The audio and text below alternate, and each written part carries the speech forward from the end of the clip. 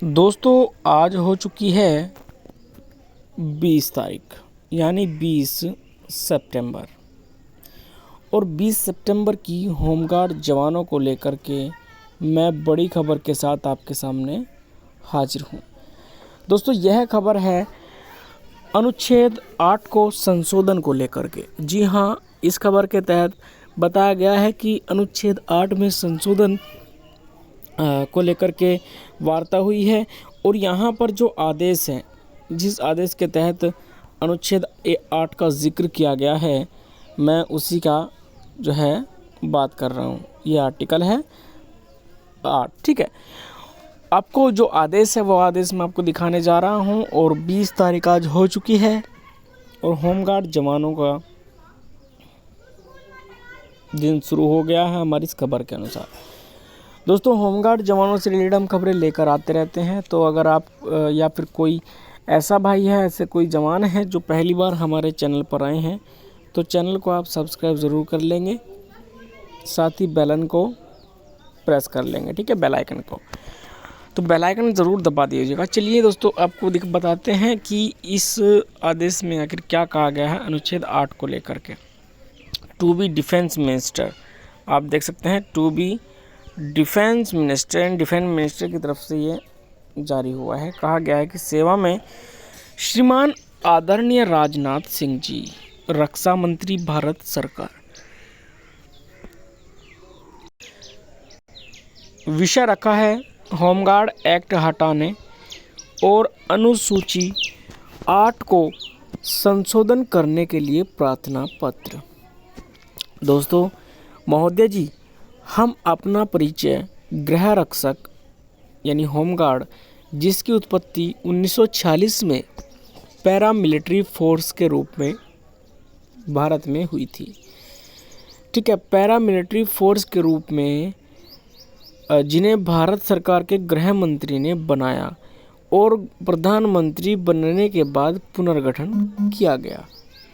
तो दोस्तों यह जो पैरामिलिट्री के रूप में फोर्स बनाई गई थी 1940 में, और यह गृह मंत्री ने बनाई थी। ठीक है, अब जिन्होंने केंद्र व राज्य सरकार के साथ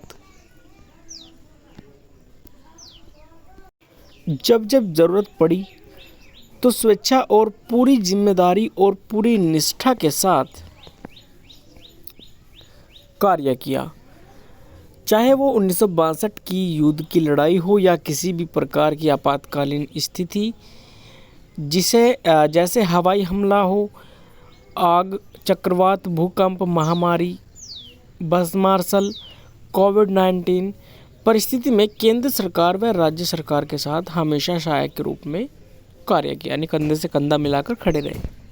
अब श्रीमान जी, भारत में इस समय 25 राज्यों में लगभग 7 लाख जवान तैनात हैं, जिन्होंने हर प्रकार की ट्रेनिंग प्राप्त की हुई है, जैसे disaster flood, earthquake, immunity, preparedness, fire fighting, rifle training ATC.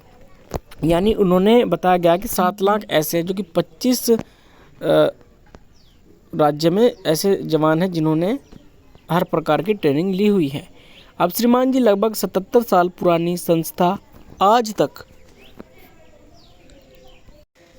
अपना उज्जवल भविष्य तलाश कर रही है, परंतु अभी तक निराशा ही हासिल हुई है। 1940 के बाद की फोर्स और उसके जवान, जिनका पुनर्गठन होमगार्ड के बाद हुई, उसके जवान नियमित हो चुके हैं, लेकिन होमगार्ड के जवान आज तक भी परेशान हैं, क्योंकि बॉम्बे एक्ट की तलवार लटकती रहती है, जिसके कारण डिपार्टमेंट ने भी कभी इस बारे में नहीं सोचा। दोस्तों अतः श्रीमान जी आपका ध्यान दिल्ली होमगार्ड की तरफ डालना चाहते हैं, जो दिल्ली के दिल में बसते हैं। दिल्ली जैसे राज्य में दिल्ली होमगार्ड्स को ज़रूरतमंद सुविधाओं से वंचित रखा जाता है, जिस राज्य से पूरे भारत की नींव रखी जाती है। जब आपकी सरकार धारा 370 और राम मंदिर जैसे जटिल समस्याओं को एक्ट में सुधार कर सकती है, तो होमगार्ड एक्ट में सुधार करके उनको 60 वर्ष की आयु तक नियमित किया जाए। होमगार्ड एक्ट कांग्रेस के शासनकाल में लगाया गया था, जो लगभग 77 साल से आज भी लागू है। जब कांग्रेस द्वारा बनाई हुई धारा 370, ट्रिपल तलाक, राम मंदिर जैसे वर्षों से लंबित केसों को हटा दिया गया, तो होमगार्ड पर यह एक्ट क्यों नहीं हटाया जा सकता? महोदय जी, हमारी जो आपसे अभी तक मांग है तो इतनी बड़ी नहीं है जो पूरी नहीं हो सकती। वो मांग इस प्रकार है, हमें भी राज्य या कर्मचारी का दर्जा जो है घोषित करे। नंबर दूसरी मांग, दिल्ली होमगार्ड को 60 वर्ष की आयु तक का नियमित किया जाए। नंबर 3, होमगार्ड से स्वयंसेवक शब्द हटाया जाए और अनुसूची 8 होमगार्ड एक्ट में संशोधन किया जाए। नंबर 4, हमें 60 वर्ष की आयु तक नियमित नौकरी पर रखा जाए। जो हर साल नौकरी से निकाले जाने की तलवार गर्दन पर लटकती रहती है, उसे हमेशा के लिए दूर करे और यह बार बार का साल बढ़ाने और दौड़ लगाने का खेल समाप्त किया जाए।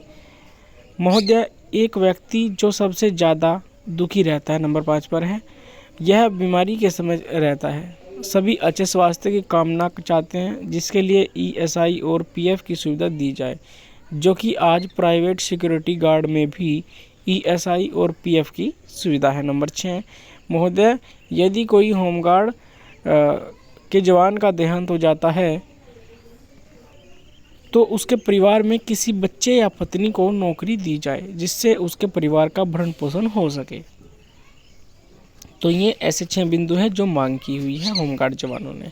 अब श्रीमान जी से निवेदन है कि इन बिंदु पर विचार अवश्य किया जाए और विचार करके लागू किया जाए, और हम और हमारी समस्त होमगार्ड परिवार आपका सदा आभारी रहेगा। धन्यवाद। तो दोस्तों, आपने देखा ये राजनाथ सिंह जी को लिखा गया था, जो फिलहाल के रक्षा मंत्री हैं राजनाथ सिंह जी को। ठीक है, तो ये थी फिलहाल की जानकारी आप लोगों के लिए। बाकी मिलेंगे आने वाली अगली वीडियो में। चैनल को आप ज़रूर सब्सक्राइब कर लेना और साथ ही बेल आइकन को भी प्रेस कर लेना।